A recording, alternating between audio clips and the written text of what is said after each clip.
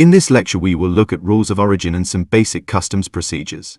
But before this, let us consider the distribution of foodstuffs such as meat, fish, cheese, soft drinks, crisps and biscuits.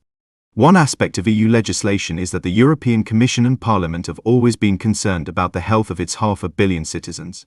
This was always going to be a bone of contention when Britain left the single market and refused the EU to have any oversight of UK food standards.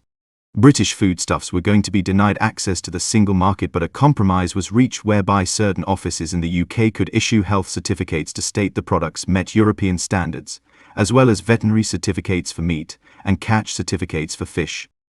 We are not going to dwell on this, as pre-Brexit food distributors already had sophisticated distribution networks in the single market, and the problem that British food manufacturers is more one of border control.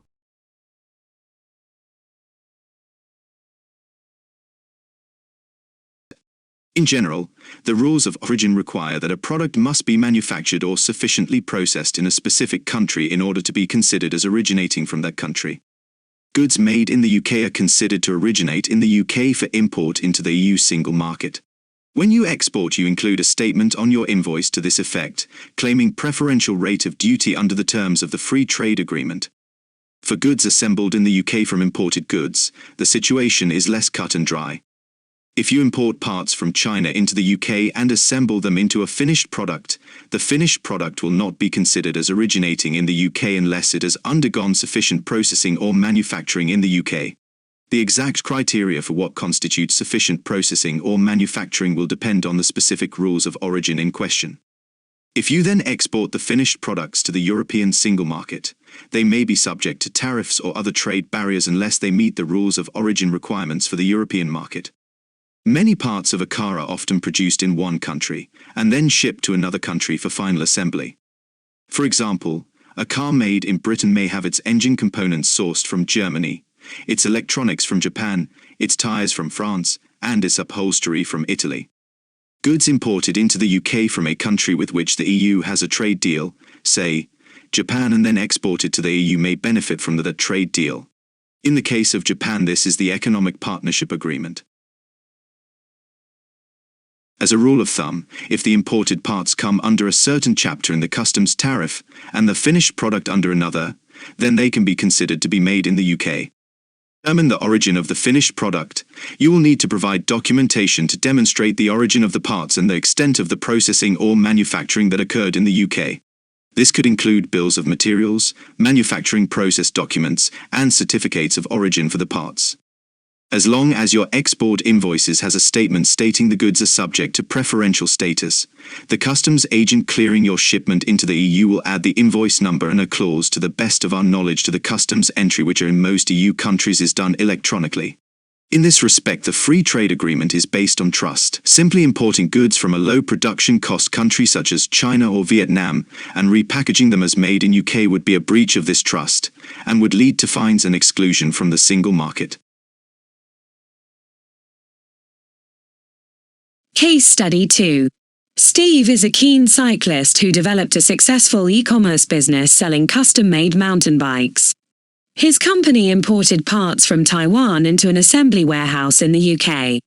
Customers put together the bike of their choice, selecting type of frame, handlebars, accessories and other parts to make a fully customized bike. He later joined forces with a fellow enthusiast and began offering e-bikes. The tariff on bike parts is 4%. An assembled product from Taiwan is 14%. This gave Steve a 10% price differential, a faster delivery time, and the ability to offer customers a fully customized experience. His market was both the UK and Europe, which he considered as the same, with distribution centered on a UK warehouse and assembly location. When Britain left the single market, his bikes were subject to a 14% duty on import into the EU single market. A trade consultant advised him that the bikes were only assembled in the UK, not manufactured, and could not benefit from duty-free import tax under the FTA. This 14% had to be absorbed in the sales price. Although competitors in the EU also had to pay 14% on their imports, Steve had to absorb the additional 4% on the parts and the additional customs clearance, as well as remitting the import VAT. When negative comments started appearing on forums, Steve knew he had to change his distribution strategy. After brainstorming with his business partner, he concluded the solution to his post-Brexit distribution problems was to consider his company as European rather than British. His UK customer base was bigger than his European one, but Steve reckoned the growth would be in the bigger single market. So he created a company in Holland, applying for an EUTariff and a VAT number. The parts are now sent to a 3PL warehouse who pick the parts for each order and ship them to a nearby assembly unit that Steve has short-term leased for assembly, packing and dispatch. The brown packaging boxes with the company's branding are imported from the UK, covered by the FTA. As the duty on an e-bike is only 6%, those bikes are still exported from the UK into Europe. Steve relied heavily on a Dutch fiscal representative to do the heavy lifting when it came to the legal stuff. He and a worker from the UK applied for work visas and do the assembly themselves, leaving the management of the UK operation to his partner. The parts manufacturer now sends one shipment from Taiwan to Holland through a freight forwarding agent where a customs agent clears the parts into a bonded warehouse. The parts for the Dutch operation are cleared for home use, and the freight forwarder sends the parts for the UK in a transit T1 bonded truck to Dover where another customs agent clears at the border control point at Sevington. This use of bonded warehousing and transit forms avoids the double payment of duty in the EU and the UK. Steve has now employed 2 local Dutch workers with either himself or his partner as quality control. The move required substantial investment and he has a tax advisor to take care of the tax implications of having 2 companies, the Dutch operation being a subsidiary. Steve says the major change was a psychological shift in adapting the company's British identity to a European one, and after that the logistics and distribution aspects fell into place. He now considers he is running a hybrid operation, that of a British company in the European single market and also to the home domestic market. When distributing in the EU, you need to have an understanding of the EU customs tariff, known as tariff. This is particularly important if you are trading into the single market with goods manufactured overseas. The EU tariff is for the most part identical to the UK trade tariff. The EU tariff is a crucial tool for a UK business engaged in international trade with the European Union, as it helps you to comply with customs regulations and to calculate the cost of importing goods into the EU.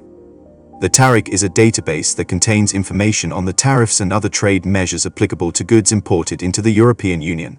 It is used by customs officials, importers, and exporters to determine the correct tariff classification of goods and the applicable customs duties, taxes, and other charges. The EU tariff is based on the International Harmonized System, HS, of commodity classification, which is a standardized system used by customs authorities around the world to classify goods for trade purposes. The HS is organized into sections, chapters, and headings, and each heading is assigned a unique code number. The tariff database includes information on the tariff rates, quotas, and other trade measures that apply to goods imported into the EU from countries outside the EU, including the UK.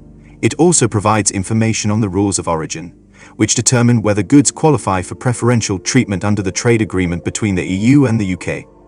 Both the UK trade tariff and the EU tariff can seem daunting as they are very detailed, with references to revised measures and exceptions to the rule. A customs agent or freight forwarder can advise on the correct classification.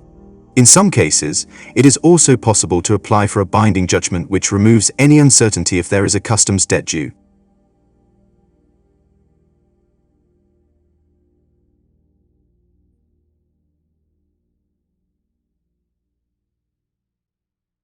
That is the end of this lecture. Next we will have a quiz on the keynotes. In the next lecture we will look at the role of warehousing in a European distribution system. Even if you do not intend to move your warehousing from the UK into Europe, a sound knowledge of your options is always good to have. We will see you in the next lecture.